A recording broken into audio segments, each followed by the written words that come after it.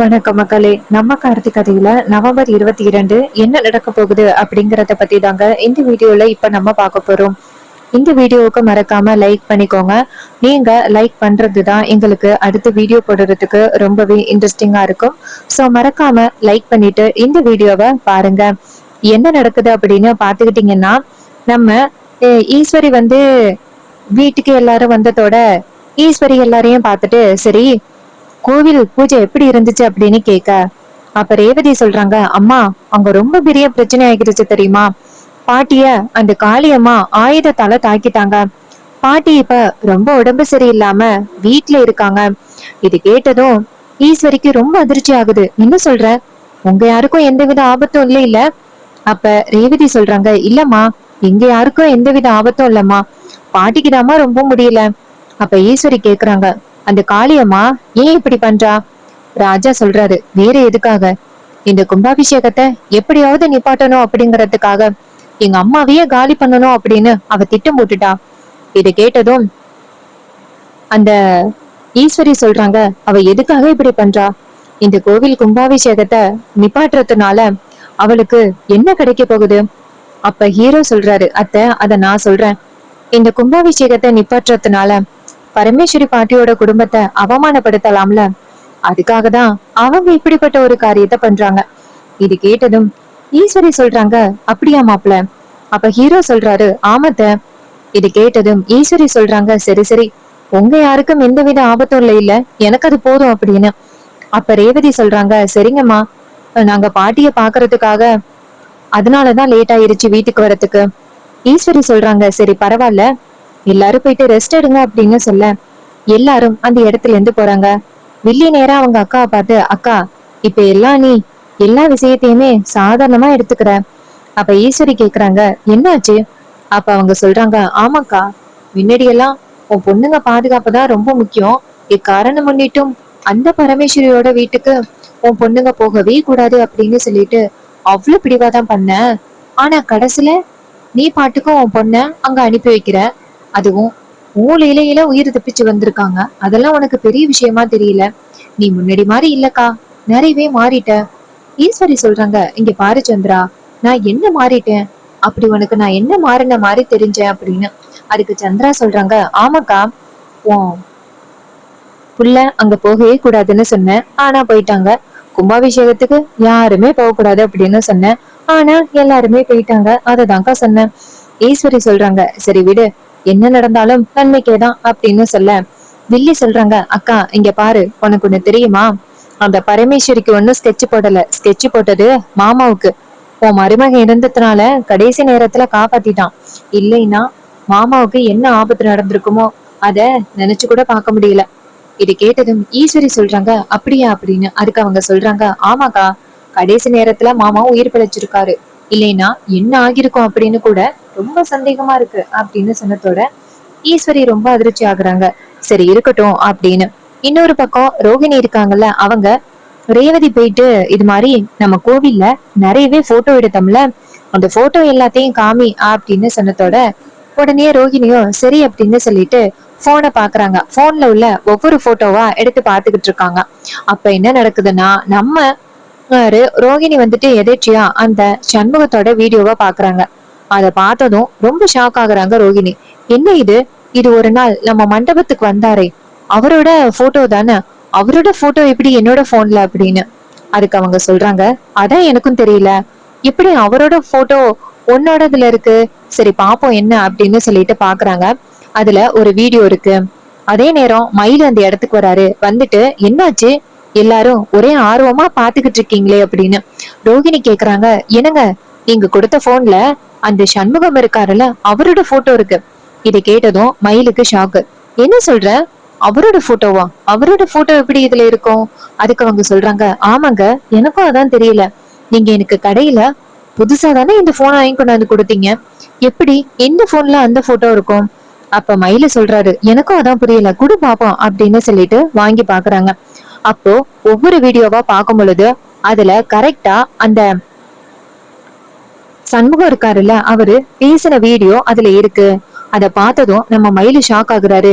இவ்வளவு நாள் இந்த போனை எங்க பார்த்தாலும் தேடிக்கிட்டு இருந்தோம், கடைசில இது நம்ம தான் வாங்கி கொண்டாந்து ரோஹிணி கிட்ட கொடுத்துருக்கோமா, இப்போ இதை கொண்டு போய் உடனே மாப்பிள்ளை கிட்ட கொடுக்கணுமே அப்படின்ட்டு அவரு நேரா அந்த போனை கொண்டு போய் ஹீரோ கிட்ட, சகல இந்த போனை தானே நம்ம ரொம்ப நாளா தேடிக்கிட்டு இருந்தோம், பாருங்க இந்த போனை அப்படின்னு சொன்னதோட ஹீரோ அந்த போனை வாங்கி பாக்குறாரு.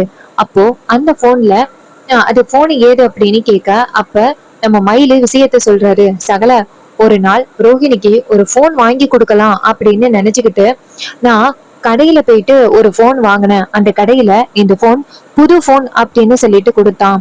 நானும் இது புதுசா உள்ள போன் தானே அப்படின்னு சொல்லிட்டு வாங்கினேன். வாங்கி கொண்டாந்து ரோஹிணி கிட்ட கொடுத்தேன். இன்னைக்கு ரோஹிணி கோவில் திருவிழாவுல போட்டோ எடுத்திருப்பா போல. அந்த போட்டோவெல்லாம் பாக்குறதுக்காக இந்த போன்ல ஒவ்வொரு போட்டோவா பார்த்திருக்கா. அப்ப சண்முகத்தோட வீடியோ இதுல இருந்திருக்கு. பாருங்க மாப்பிள்ள, தெரிஞ்சதோட நான் எடுத்துட்டு வந்துட்டேன். இந்த வீட்டுக்குள்ள இருந்து காணாம போன போன் கடைக்கு எப்படி மாப்பிள்ள போனுச்சு? அப்ப ஹீரோ சொல்றாரு, கண்டிப்பா ஏதோ ஒரு குழப்பம் நடந்திருக்கு இடையில. சரி, இந்த போன் நம்ம கைக்கு வந்த வரைக்கும் ரொம்ப நல்லதுதான். சரி, இந்த வீடியோல அப்படி என்ன சொல்லியிருக்காரு அப்படிங்கறத நீங்க கேட்டீங்களா? அதுக்கு அவர் சொல்றாரு, இல்ல சகல, இந்த வீடியோல என்ன சொல்லிருக்கு அப்படிங்கறத நான் இன்னும் பாக்கல சகல. அப்ப ஹீரோ சொல்றாரு, சரி ஓகே நான் பாக்குறேன் அப்படின்னு சொல்லிட்டு அவரு அந்த வீடியோவை ஆன் பண்றாரு. அப்போ அந்த வீடியோல அந்த சண்முகம் இருக்காருல்ல, அவரு பேசியிருக்காரு. நான் தான் சண்முகம் பேசுறேன். 30 வருஷத்துக்கு முன்னாடி நடந்த ஒரு கொடுமையை தான் நான் உங்ககிட்ட சொல்ல போறேன் அப்படின்னு. அப்போ நம்ம மயிலும் ஹீரோவும் ஒருத்தர் முடிஞ்ச ஒருத்தர் பாத்துக்கிறாங்க. என்ன இது அப்படின்னு. அப்போ அவரு சொல்றாரு, இது மாதிரி சிவகாமி அம்மாவோட இறப்புக்கு காரணம் இத்தனை நாளும் முத்துவேல் ஐயா தான் அப்படின்னு, அந்த பரமேஸ்வரி பாட்டி தான் காரணம் அப்படின்னு நீங்க எல்லாருமே நினைச்சுக்கிட்டு இருந்தீங்க. ஆனா அவங்க காரணமே இல்ல. அவங்க ரொம்பவே நல்லவங்க. அவங்க மேல அவ்வளவு பெரிய பழிய போட்டிருக்காங்க. யாரும் அவங்க தப்பு பண்ணாங்க அப்படின்னு தயவு செஞ்சு நினைக்காதீங்க. அவங்க ரொம்பவே நல்லவங்க. 30 வருஷத்துக்கு முன்னாடி அந்த முத்து தான் இப்படி ஒரு காரியத்தை பண்ணிட்டான், இவ்வளவு பெரிய துரோகத்தை பண்ணிட்டான். கடைசி நேரத்துல நான் உண்மையை சொல்லியிருக்கலாம். ஆனா 10,000 பணம் அந்த முத்து கொடுத்ததோட பணத்துக்கு ஆசைப்பட்டு நான் உண்மைய சொல்லாம விட்டுட்டேன். அப்படி உண்மைய சொல்லாம விட்டதுதான் இன்னைக்கு என் குடும்பத்தை பழி வாங்கிக்கிட்டு இருக்கு. என்ன தயவு செஞ்சு மன்னிச்சிருங்க. நான் பொய் சொன்னது ரொம்ப தப்புதான். நான் இப்ப இந்த உண்மையை சொல்றதுக்காக தான் வந்திருக்கேன். ஈஸ்வரி மேடத்துக்கிட்ட எப்படியாவது உண்மைய சொல்லணும் அப்படின்னு. இதையெல்லாம் கேட்டதோட நம்ம ஹீரோவுக்கு ரொம்பவே அதிர்ச்சி. அப்ப மயிலு சொல்றாரு, அப்போ சகல இத்தனை நாளும் பாட்டி மேல எந்த தப்புமே இல்லையா? இது எல்லாத்துக்கும் முழு காரணம் அந்த முத்துதானா? எவ்வளவு பெரிய வேலையை பண்ணிட்டு இத்தனை நாளும் ஒளிஞ்சுக்கிட்டு இருந்திருக்கான். அவனுக்கு நம்ம யாரு அப்படிங்கிறத நிரூபிக்கணுமாப்ல அப்படின்னு. அப்ப ஹீரோ சொல்றாரு, ஆமா கண்டிப்பா அவனுக்கு யாரு அப்படிங்கிறத நம்ம கண்டிப்பா நிரூபிச்சே ஆகணும் அப்படின்னு நம்ம ஹீரோ செம கோவப்படுறாரு. அப்போ நம்ம சகல என்ன பண்றாருன்னா, நேரா ஹீரோ கிட்ட உடனே அத்தை கிட்ட இந்த விஷயத்த சொல்லணும். அப்பதான் நாளைக்கு அத்தை உண்மை தெரிஞ்ச பிறகு கோவில் கும்பாபிஷேகத்துக்கு வருவாங்க அப்படின்னு. இதை கேட்டதும் ஹீரோவும் சரி வாங்க போகலாம் அப்படின்னு சொல்லிட்டு நேரா அவங்க அத்தை கிட்ட போறாங்க.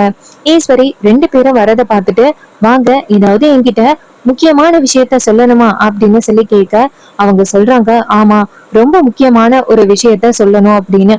அப்போ மாப்பிள்ள சொல்றாங்க, அத்தை ரொம்ப நாளா இது மாதிரி சிவகாமி பாட்டி இறந்ததுக்கு பாட்டி தான் காரணம் அப்படின்னு நீங்க எல்லாருமே நினைச்சுக்கிட்டு இருந்தீங்கல்ல. ஆனா நீங்க நினைச்சது எல்லாமே தப்புத்த. இதுக்கு பின்னாடி ரொம்ப பெரிய மர்மம் ஒண்ணு ஒளிஞ்சுக்கிட்டு இருந்திருக்கு. இத்தனை நாளும் இது தெரியாம நம்ம எல்லாருமே இருந்திருக்கோம். இது கேட்டதும் ஈஸ்வரி சொல்றாங்க, என்ன மாப்பிள்ள சொல்றீங்க? இதுக்கு பின்னாடி மர்மம் இருக்கா? என்ன மர்மம் இருக்கு? அப்ப சகல சொல்றாரு, ஆமத்த, பாட்டியோட இறப்புக்கு காரணம் அந்த பரமேஸ்வரி தான் அப்படின்னு நீங்க நினைச்சுக்கிட்டு இருந்தீங்கல்ல. பாட்டியோட இறப்புக்கு காரணம் வேற ஒருத்தவங்கத்த. அதுக்கு ஈஸ்வரி சொல்றாங்க, என்ன சொல்றீங்க வேற ஒருத்தவங்களா? யாருன்னு சொல்லுங்க அப்படின்னு. இது கேட்டதும் நம்ம ஹீரோ சொல்றாரு, அத்த இத்தனை நாளும் நமக்கு எதிரியா இருந்தானே அந்த முத்து, அவன் தான் காரணம் அப்படின்னு. அப்ப அந்த இடத்துக்கு வில்லி வராங்க. வில்லி வந்துட்டு என்னக்கா நடக்குது எங்க அப்படின்னு கேட்க, அப்ப சகல சொல்றாரு, வாங்க சின்ன மாமியாரே, எத்தனை நாள் பாட்டியையும் தாத்தாவையும் எவ்வளவு மோசமா பேசிருப்பீங்க. ஆனா இப்ப வந்துட்டு பாட்டி மேலையும் தாத்தா மேலையும் எந்த தப்பும் இல்லை அப்படிங்கிறத நாங்க நிரூபிச்சிட்டோம் அப்படின்னு. அதுக்கு வில்லி கேக்குறாங்க, ஏன் இங்க என்ன நடக்குது அப்படின்னு. அப்ப சகல சொல்றாரு, ஆமா பாட்டியோட இறப்புக்கு காரணம் யாரு தெரியுமா? அந்த முத்து தான் அப்படின்னு. இதை கேட்டதும் நம்ம சந்திராவுக்கு ரொம்ப அதிர்ச்சி ஆகுது. ஐயோ, இந்த விஷயம் எப்படி இவனுங்களுக்கு தெரிய வந்துச்சு, இவனுங்க எப்படி இந்த விஷயத்த கண்டுபிடிச்சானுங்க அப்படின்னு நினைக்கிறாங்க. அப்போ மயிலி கேக்குறாரு, என்ன சொன்ன உடனே ரொம்ப அதிர்ச்சி ஆகிட்டீங்க அப்படின்னு. அதுக்கு அவங்க சொல்றாங்க, இங்க பாரு, இதெல்லாம் உண்மை கிடையாது. இது எல்லாமே அந்த பரமேஸ்வரியோட நாடகம் தான். எப்படியாவது தப்பிச்சு இந்த குடும்பம் ஒண்ணு சேரணும் அப்படிங்கறதுக்காக அவ இப்படி ஒரு நாடகத்தை போடுறா. அவ சொல்றத யாரும் நம்பாதீங்க அப்படின்னு. அப்ப மயிலு சொல்றாரு, இங்க பாருங்க, அவங்க சொன்னதை வச்சு ஒண்ணும் நாங்க பேசல, உண்மையான ஆதாரத்தை வச்சுதான் பேசுறோம், இங்க பாருங்க அப்படின்னு சொல்லிட்டு வீடியோவை காமிக்கிறாங்க. அந்த வீடியோல இருக்கிற ஆதாரம் சண்முகம் பேசுனது. அப்ப சண்முகம் அதுல சொல்லியிருக்காரு, இது மாதிரி சிவகாமியோட இறப்புக்கு காரணம் பரமேஸ்வரி அம்மாவோ சேதுபதி ஐயாவோ கிடையாது, இதுக்கு காரணம் அந்த முத்துதான் அப்படிங்கறத அதுல தெளிவா சொல்லியிருக்காங்க. இது எல்லாம் கேட்டதோட ரொம்பவே ஷாக் ஆகுறாங்க நம்ம ஈஸ்வரி. அப்ப ஈஸ்வரி நேரா ஹீரோவை பார்த்து, மாப்பிள்ள, இந்த வீடியோல இருக்கிறது எல்லாமே உண்மையா அப்படின்னு. அப்ப ஹீரோ சொல்றாரு, ஆமத்த, இந்த வீடியோல இருக்கிற எல்லாமே முழுக்க முழுக்க உண்மை, இது எல்லாத்துக்கும் காரணம் அவன்தான் அப்படின்னு. இது கேட்டதும் ரொம்பவே ஷாக் ஆகுறாங்க ஈஸ்வரி. அப்ப ஈஸ்வரி நினைக்கிறாங்க, எங்க அம்மா இத்தனை நாளும் எதுக்காக இறந்தாங்க அப்படின்னு கூட தெரியாம நான் இத்தனை நாளும் இருந்திருக்கேனா, என்ன நினைச்சு பார்த்தாலே எனக்கு வேதனையா இருக்கு, எங்க அம்மா எவ்வளவு வேதனையோட இறந்திருப்பாங்க அப்படின்னு. அப்ப ஹீரோ சொல்றாரு, அத்தை, இது எல்லாமே ஒரு திட்டமிட்ட சதித்த அந்த முட்டு திட்டம் போட்டு பாட்டிய வந்து காலி பண்ணிருக்கான். அவனோட அந்த பொறுக்கித்தனம் யாருக்கும் தெரியக்கூடாது அப்படிங்கிறதுக்காக அவன் இப்படி ஒரு காரியத்தை பண்ணிருக்கான், அவனை விடவே கூடாது அப்படின்னு. இது கேட்டதும் ஈஸ்வரி சொல்றாங்க, ஆமா மாப்பிள்ள, நான் கண்டிப்பா அவனை சும்மா விட மாட்டேன் மாப்பிள்ள அப்படின்னு சொல்லிட்டு பயங்கர கோவத்தோட பேசுறாங்க. அப்போ வில்லி இதையெல்லாம் பார்த்துட்டு அவங்க அக்காக்காரிய எப்படியாவது சமாளிக்கணுமே அப்படின்னு நினைச்சு, அக்கா, எனக்கு என்னமோ இது எதுவுமே உண்மை இல்ல அப்படின்னு தோணுது, கண்டிப்பா இது எல்லாமே பொய் அப்படின்னு தோணுது, இவங்க சொல்றத நீ நம்பாதக்கா அப்படின்னு. அதுக்கு ஈஸ்வரி சொல்றாங்க, இங்க பாரு சந்திரா, மாப்பிள்ள உண்மைய நிரூபிச்சிருக்காரு, அது எல்லாத்தையுமே இல்ல அப்படின்னு சொல்ல முடியுமா, இங்க பாரு, தயவு செஞ்சு நீ எதுவும் பேசாத அப்படின்னு. இது கேட்டதும் நம்ம சந்திராவுக்கு ரொம்பவே ஷாக்கிங்கா இருக்கு. என்னடா இது, அக்காக்காரி இப்படி பேசுறாளே, ஒருவேளை அக்காக்காரி இந்த உண்மையை தெரிஞ்சுக்கிட்டதுனால பரமேஸ்வரிய மன்னிச்சு அத்தைய ஏத்துக்கிடுவாளோ, அப்படி ஏத்துக்கிட்டா நமக்கு ரொம்ப பிரச்சனை ஆகிருச்சே அப்படின்னு சொல்லிட்டு நினைக்கிறாங்க.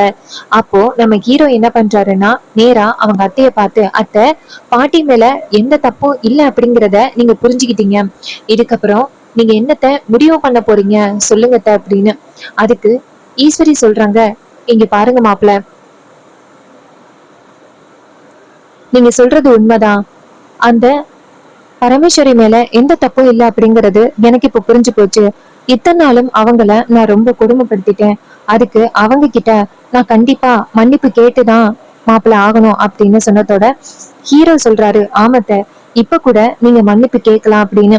அப்ப வில்லி இடையில புகுந்து, அக்கா, இதெல்லாம் உனக்கு தேவையில்லை, அவங்க கிட்ட மன்னிப்பு கேட்கணும் அப்படின்னு அவசியமும் இல்ல, நீ போய் மன்னிப்பு கேட்க கூடாது அப்படின்னு. அதுக்கு ஈஸ்வரி சொல்றாங்க, இங்க பாரு சந்திரா, ஒருத்தவங்க தப்பே பண்ணல அப்படின்னு தெரிஞ்ச பிறகு அவங்க அவங்கள அவ்வளவு பேசிருக்கோம், அவங்க கிட்ட மன்னிப்பு கேட்க வேண்டியது என்னோட பொறுப்பு, நீ இடையில எதுவும் பேசாத அப்படின்னு சொன்னதோட சந்திரா ரொம்பவே அதிர்ச்சி ஆகுறாங்க. என்னடா இது, அக்காக்காரி இப்படி பேசுறாளே, ஒருவேளை பரமேஸ்வரிய மன்னிச்சு அந்த குடும்பத்து கூட சேர்ந்துருவாளோ, அப்படி சேர்ந்துட்டா நம்மளுக்கு என்னைக்குமே அந்த குடும்பத்தை பழி வாங்கவே முடியாது அப்படின்னு சந்திராவுக்கு ரொம்பவே அதிர்ச்சியா இருக்கு. சோ கண்டிப்பா ஒரு நாள் அந்த சந்திராவோட முழு திட்டமும் நம்ம ஈஸ்வரிக்கு தெரிய வரும். தெரிய வந்த பிறகு ஈஸ்வரி சந்திராவை என்ன பண்ண போறாங்க, அதோட நம்ம பரமேஸ்வரி மேல தவறு இல்ல அப்படின்னு தெரிஞ்ச பிறகு இந்த குடும்பம் ஒண்ணு சேர்ந்துருமா, இந்த குடும்பம் ஒண்ணு சேர்ந்த பிறகு அதுக்கு அடுத்ததான் நடக்க போற கதைக்களம் என்ன, எனக்கு என்னமோ இந்த கதைக்களத்துல நம்ம ஹீரோவுக்கு அதிகப்படியான இம்பார்ட்டன்ஸ் கொடுக்கல அப்படின்னு தான் எனக்கு தோணுது, அவருக்கான வார்த்தைகள் எதுவுமே அவருக்காக ஒதுக்கப்படவில்லை அப்படின்னு தோணுது, அதிகமா முக்கியத்துவம் வந்து வில்லன்களுக்கும் வில்லிகளுக்கும் மட்டும்தான் ப்ரையாரிட்டி கொடுக்கறாங்க, நம்ம ஹீரோவுக்கு ஒரு மாஸ் கொடுக்கல, ஒரு சரியான ஸ்ட்ராங்கான கதைக்களம் கொடுக்கல அப்படின்னு என்னுடைய தனிப்பட்ட முடிவு. உங்களுடைய தனிப்பட்ட யோசனை அப்படிங்கிறது என்ன அப்படிங்கறத மறக்காம கமெண்ட்ல சொல்லுங்க. இதே மாதிரி வேற ஏதாவது ஒரு கதைகளை பத்தி நம்ம வீடியோல பார்க்கலாம். தேங்க்யூ ஃபார் வாட்சிங்.